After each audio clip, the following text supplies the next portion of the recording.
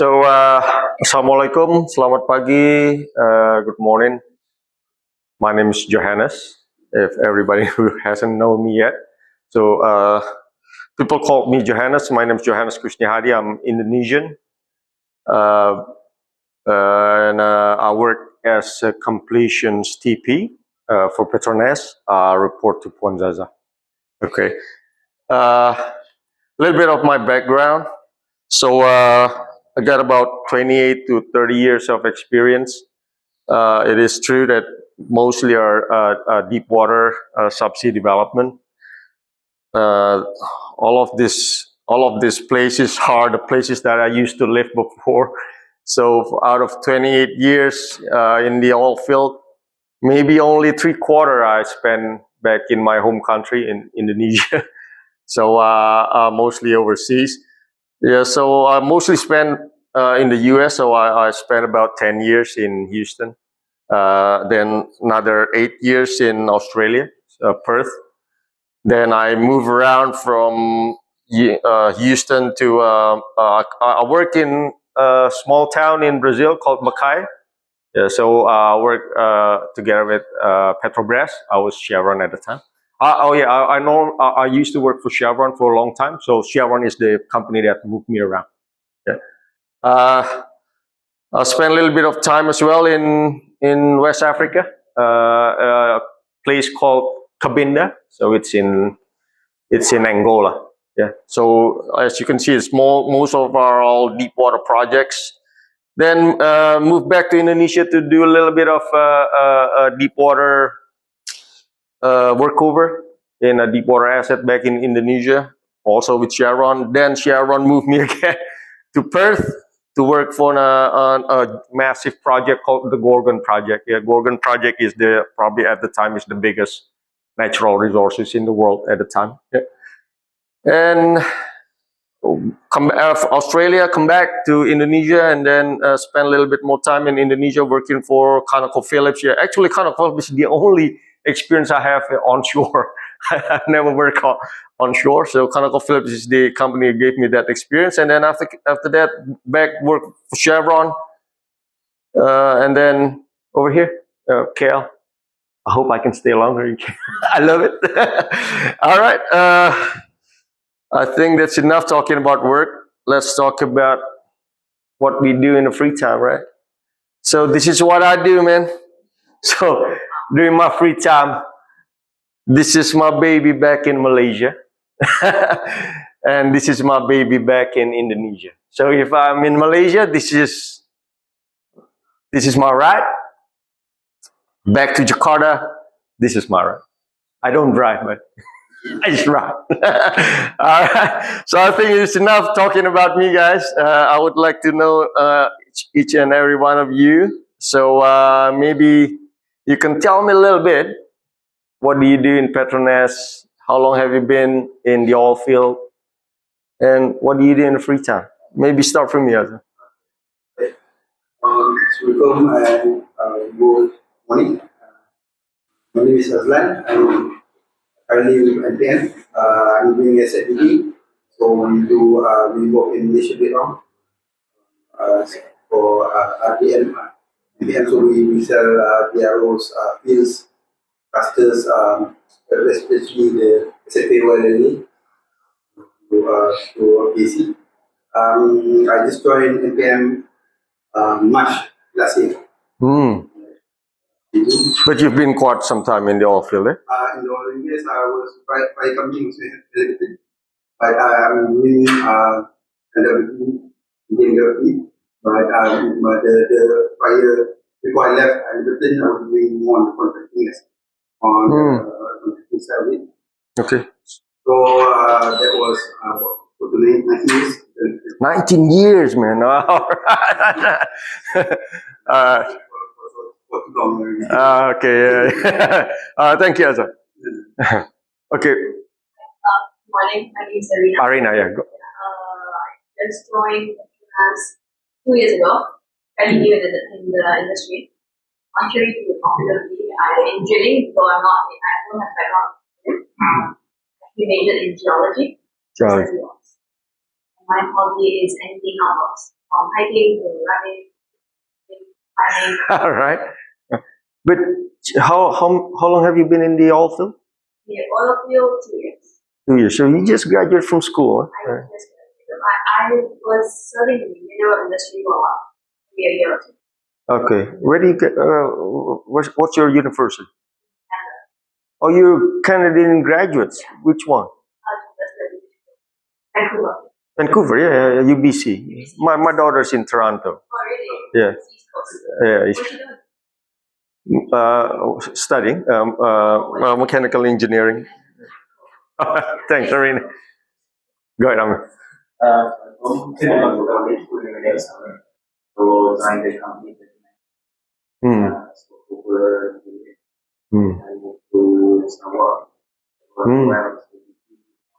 Miri, yeah.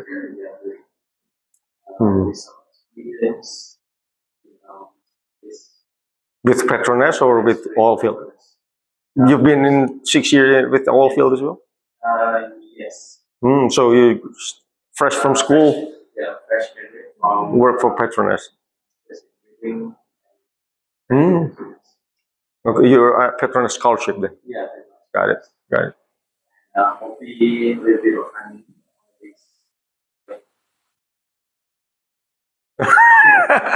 All right, no problem. Nazir. Morning, Nazrin. 10 years plus in Petronas and in the industry as well. Like from state to I've been doing a lot of exploration work before. Drilling, eh, Nazir? You're drilling? Yeah, drilling.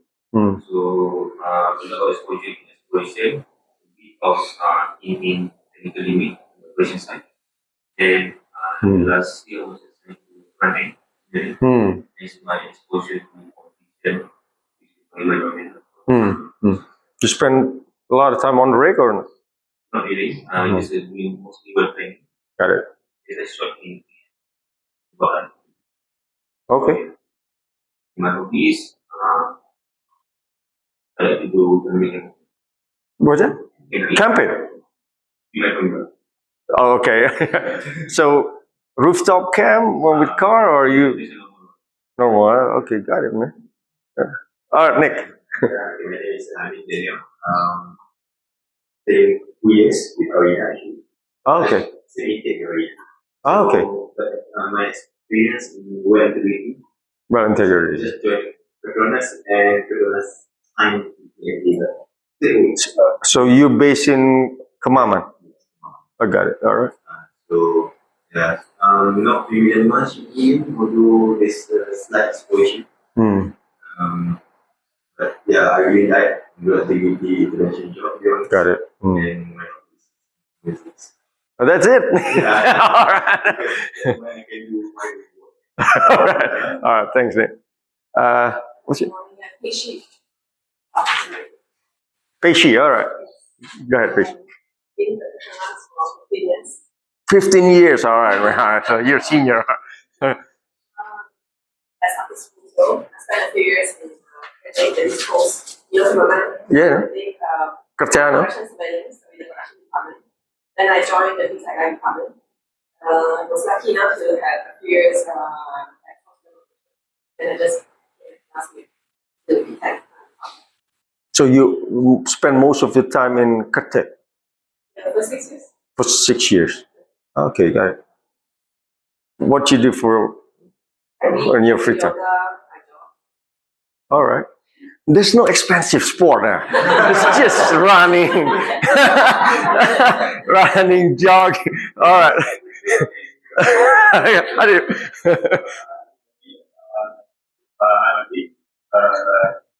Been in Petronas for 10 years. In 2011, been starting in well testing. Well, resting, yeah. 4 years. And then go to a TP in Sarawak. Oh, so, okay, Miri, yeah. Sarawak, no. Oh. Project Sarawak. Operation, okay, it's based in KL. And then the time 2 years, then go to Civil Sarawak. All right, KK, huh? So you stay in KK. All right. College. Then January, I come back here with Emma. Hmm. And study Got it. the So you're UTP graduates too, huh? Got it. So what do you do for free time? I try to lose my weight a little bit. So you know, so nobody's doing expensive cycling, golf, right? Nothing. Nobody. All right. Azran. Last one, I joined the company in 2024, last year, August. Completion engineer. With the Oh, just last August. Turkmenistan, Wales team.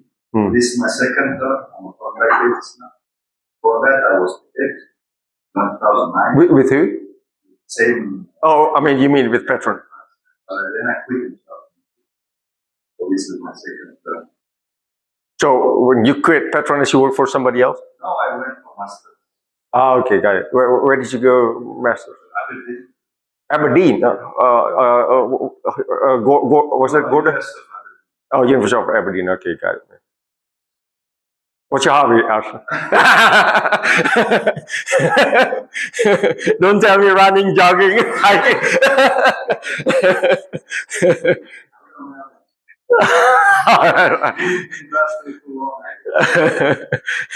But yeah, I mean the same thing. When I was back in Brunei, I don't have much to do, right? I do most hiking, and then but I do golfing in Brunei though, yeah, because I spent about 2 years in Brunei. They just opened the bridge between Kuala Blade and Miri, right? So almost every weekend, then it's just like freedom, because Brunei is just like prison, eh? So when they open up the bridge to Miri almost every weekend, man. And I was still single at the time, so yeah, it's very naughty. All right, guys. So we're gonna break at 12:30. Yeah. So let's see what can we get till 12:30. Yeah? So today, the topic that we're gonna discuss is called an introduction to deep water completions, right? And my intention is when you get out from this class, at least you can tell me what are the unique differences of deep water completion. Yeah, at least that. Right? So that's why if I dig deeper, I'd really like to all of you to be able to gain these three things from these 3 hours courses that we're gonna have. Yeah. So first, just very simple. Understand the impact of water depth, because people keep saying deep water, deep water. So what's the impact of that deep water? There's an impact, yeah. So at least understand what's the impact of the deep water of water depth, and of course that relates directly to the challenges, right? And then, when people talk about general subsea field configurations, you kind of know what they're talking about, right? So that's the second thing I'd like you to take out from this course. And of course, number 3 is at least okay, there's a certain equipment that's special and only used in deep water completions. Yeah. Okay. So I might keep saying about deep water, right? But because I don't want to say things about subsea. Yeah? Subsea is obvious. Subsea is everything subsea. Deep water can be subsea, can be surface. That's why I say deep water. Yeah? All right. So I got a quick video, just a teaser. Let's see if it works. Right. I think it's just 5 minutes video. I'm not sure if the oh yeah, it's good. As a company built upon first. This is nothing new for us. We have done this for years.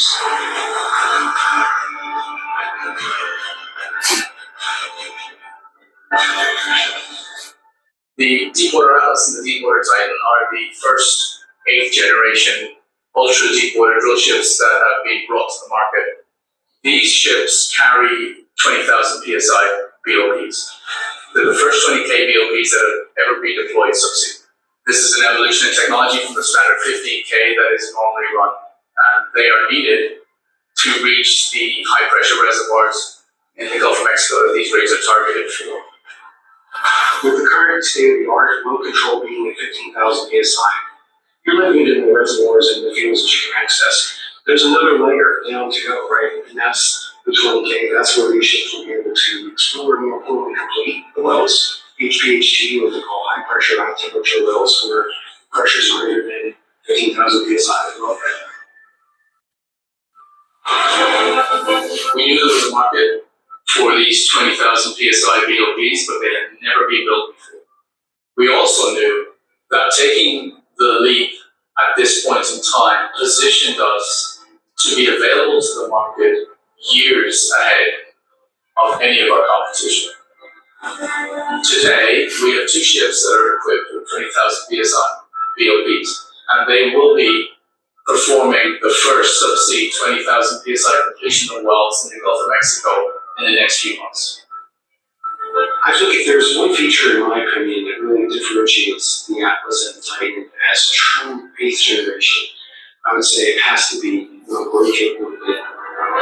These ships have been delivered with a 3.4 billion pound outload, and that compares to the biggest 7th gen units in the market at 2.8. If the customer showed up with a 3 million pound box and they said on the drill floor to pick this up, we can do it. We're the only ones that can do that. That is important because in order for us to reach the deepest reservoirs and enable our customers to be able to produce from them, being able to run longer, heavier casing strings is key. If you think about the deepwater Atlas and the deepwater Titan, you could run 20,000 foot plus strings of 14-inch casing into the ground in one go.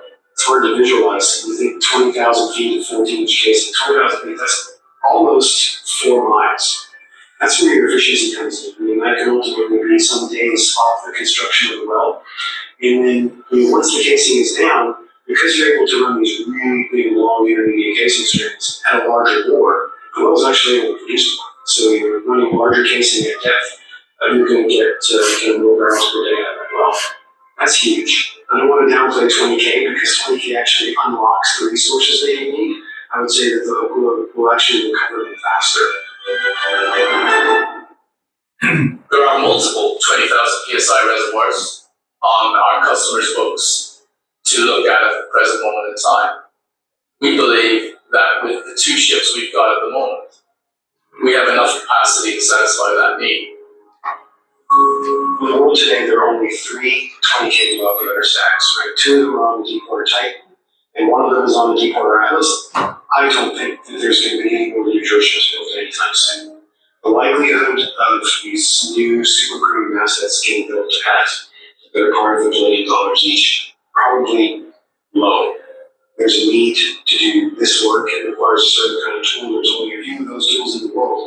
I think that's just another advantage that we have.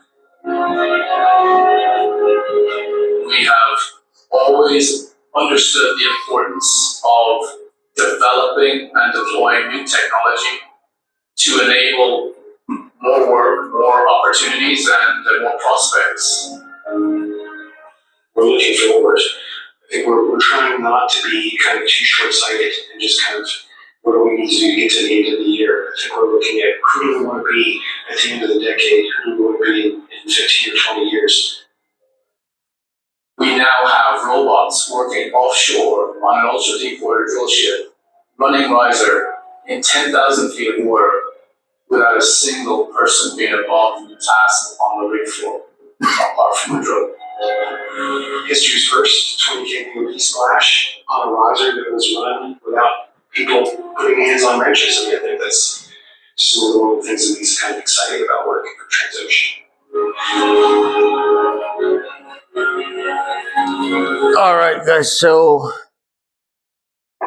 that's basically a teaser. So as you can see in the video, there was 2 latest rigs that Transocean built for the Gulf of Mexico market. Yeah.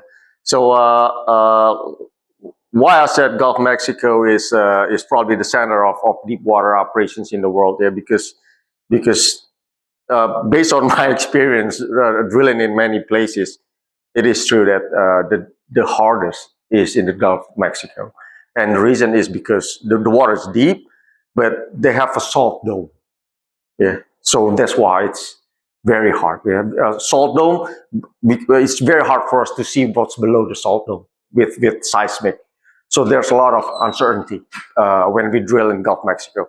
Nobody else. There's nowhere else that I've ever met. Either in Brazil. Brazil got some salt as well, but not as big as Gulf of Mexico. West Africa, normal. It's just deep. The water is just deep. Australia, just normal. Malaysia is normal. Indonesia is normal. Gulf of Mexico is the one that's different. The salt dome is very thick. We have to, and if you drill through the salt dome, a lot of issues. Yeah, stick your pipe in a lot of issues. Yeah, but mainly, if you've encountered salt dome, there are a lot of uncertainties. So that's the main thing. All right. Okay. So, oh, what happened?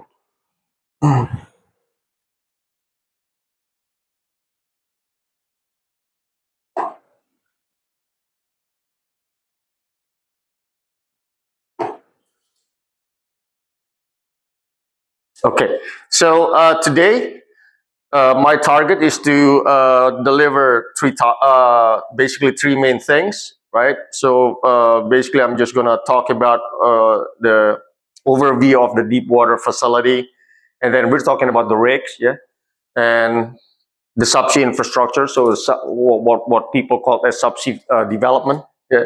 Then we're going to talk about certain equipment, starting from the tree, and then talking about our interest, which is the well and drilling and completions operation sequence. And then this is the main topic that I'd really like for you to take away from this course, which is what's the impact of water depth to the completions. Yeah. And then if I'm gonna also talk a little bit about the cleanup, yeah, or well test. People call it well test or well cleanup. Yeah. So PT likes that. All right. So up to here, anybody got any questions? Nothing yet. So let's go. Okay, so the way I like to deliver my training, I don't talk in details, but I like to just talk about concept, right? Because I think if you understand the concept, the rest is easy. Yeah. So I'm just talking about concept. Okay. So if you understand concept, you will remember. Okay. So in this slide, what I would like to show you is basically when people talking about deep water, what are they talking about? They're talking about water depth of more than 1,000 feet. Yeah, sorry, I work in feet because I work too long in the US, right? So I don't work in meters.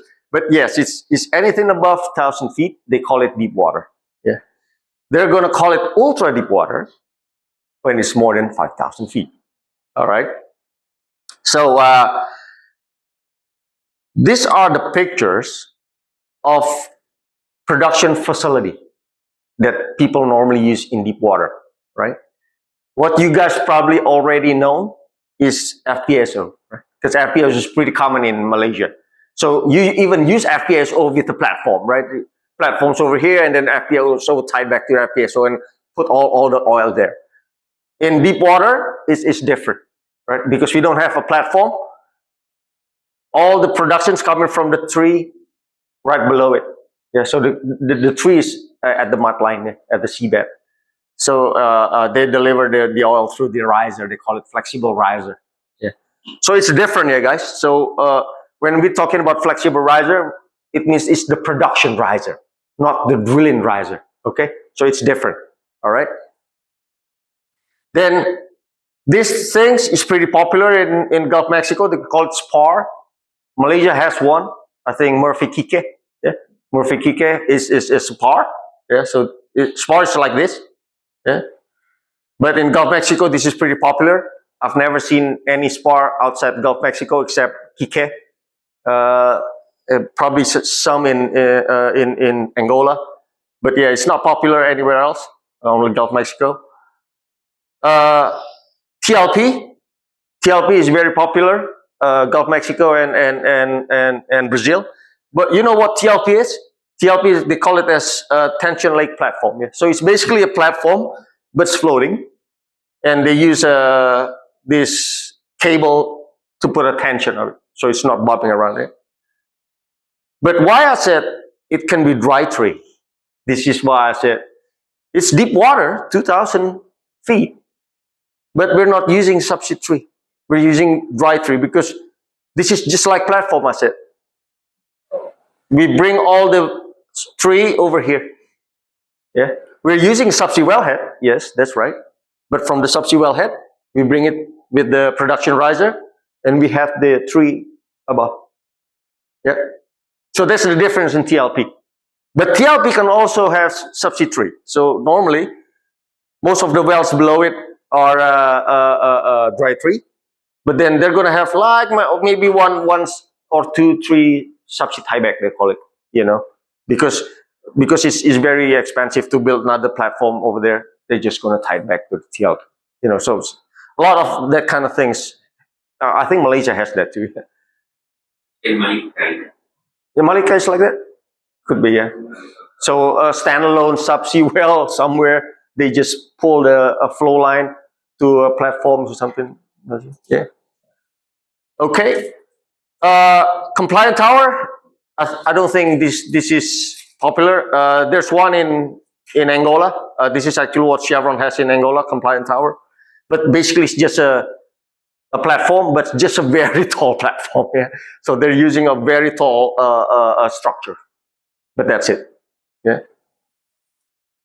So I think that's it, guys. That's what I'd like to introduce you on the subsea production facility or deepwater production facility, right?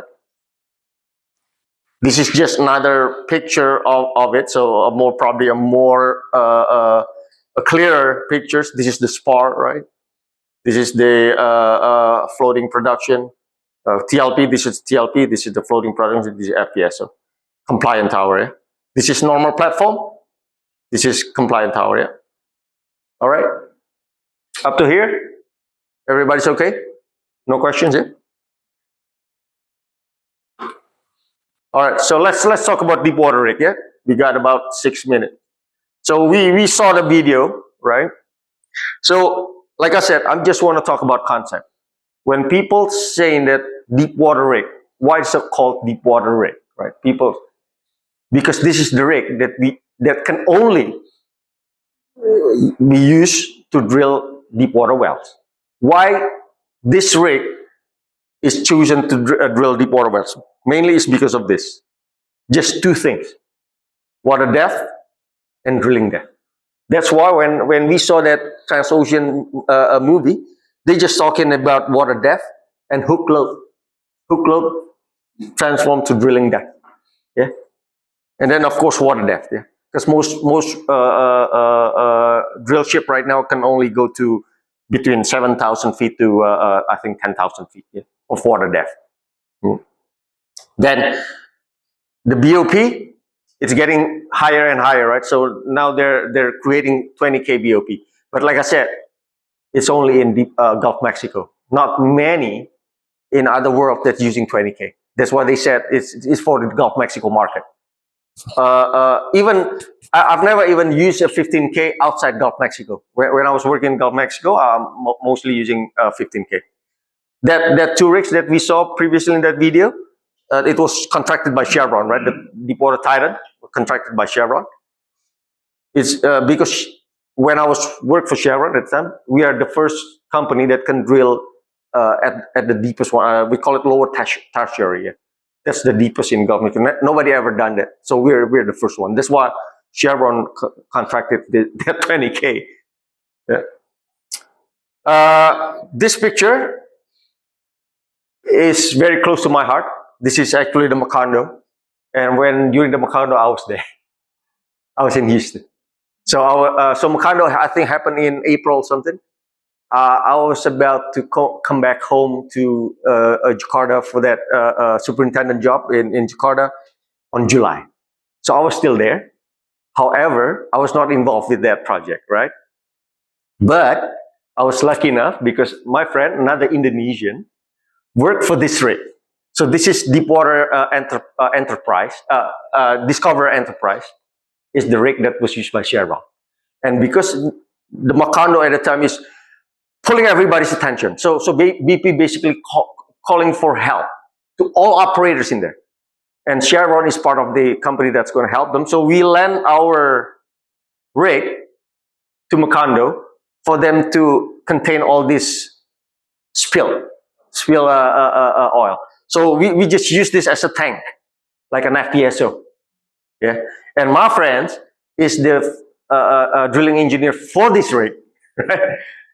So he has to get some signature for the rig payment or something to the BP's office, right? And he asked me to do it. So I go together with him. So I got a chance to see how the war room looks like in Macondo. Yeah. So yeah, it's special. But the good, not the good thing, but the poor thing, if this kind of thing happened in Gulf of Mexico, everybody in the world looking at it. Yeah. Because I'm telling you, the same thing happened in Nigeria, almost the same time. Oh yeah, almost the same time. No news, right? Exactly. So that's the difference. Yeah? Anything happens in the US, everybody knows it. So, but when Macondo happens, another what I think is quite interesting is that they can just make a phone call to any experts in the world. So that easy. Can you believe that? So they pulling any resource in, and everybody, when they got that phone call, they're going to leave everything that they do and help them. So you can imagine, how can that one single thing almost brought down BP? So that's significant, guys. But like I said, the rate, because they cannot be moved, right? They have to use dynamic positioning. So for the rig to stay on location is relying on GPS satellite, and that GPS is gonna translate to a certain computer, and then the computer is gonna tell your thruster to get okay, go this, and that. Keep in a station. Yeah? So that's the way the deepwater rig keeps their station. Yeah? Dynamic positioning, we call it. And if you can see there, mostly are dual activity. But this is very popular in Gulf of Mexico, but not really in other parts of the world. Yeah? I've never seen any. I think Maga did dual activity. I don't remember, but in Gulf of Mexico, this is very popular, dual derrick. So what this dual derrick do for us actually is very helpful, right? So the front part, we call it as rotary. So when we're drilling, we're using this front part, yeah? The rotary, we call it. The aft section, we call it aft, the one at the back, we call it aft, is to build stands. Yeah, stands, drill pipe stands. Yeah. So that's why, because you have to do it. Because if you don't do it, it's going to take a very long time. The water is so deep, the well is so deep, it's going to take a very long time. You know the spread rate of this kind of rig? 1.2 million per day. Right? So it's different it's a totally different world. It's not like us. We're Petronas keep complaining about $350 US, $250,000 rig rate. Yeah, this one 1.2. Yeah, all right. So so that's the dual activity. But this is very helpful for completion. Let me tell you why. Exactly, the dual activity. Why? Because drilling, they can rack back their stand. With completions, we cannot. Why? Because our pipe is thin. It's not like drill pipe. We cannot build stands. We can only build doubles. Stands is going to make... You can imagine if you're running 4.5-inch pipe, right? 5.5-inch pipe. We build stands, rack it back. No, it's Plenty, right? It's going to cork the connections. Yeah, we cannot do it. So that's why this is very helpful. Why? Because you know the way they build it on the rig? So the way they do it on the rig. So let me do this thing. It's not offline, right? It is offline. So your rotary is just gonna keep doing. It's just gonna keep running. Yeah. So the way they do it, guys, they have a robot. Yeah. So this is the rig floor. Yeah. So this is the rotary. Yeah. This is the rotary. Right. So this is the F. Right. So each have a robot, what we call as PRS. Yeah. So this is an arm. Yeah. Like this. Yeah. This robot is called what do you call that? PRS. PRS. Yeah. Pipe racking system. Yeah. So what they do, this is built stands. Hold it in this arm, right? Just hold it. If it's completion, just hold it.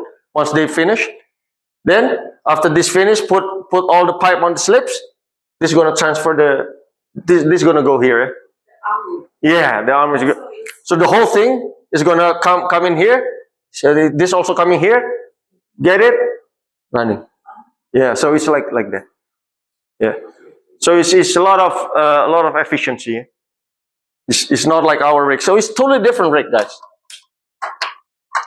You see in the video before, they run risers with robot. It wasn't like that during my time. During my time, we haven't got that yet. So it means I left Gulf Mexico like 15 years ago. Yeah. So 15 years, everything's changed. Yeah. All right. So I think that's it, guys. For the rig. So two things I would like you to remember. Yeah. Mainly, this rig selection is basically the same, like us, but it's added by. It has a hook load to drill at that depth and that water depth. Yeah. Okay. We break for lunch and prayer. Yeah. All right. What time do we come back?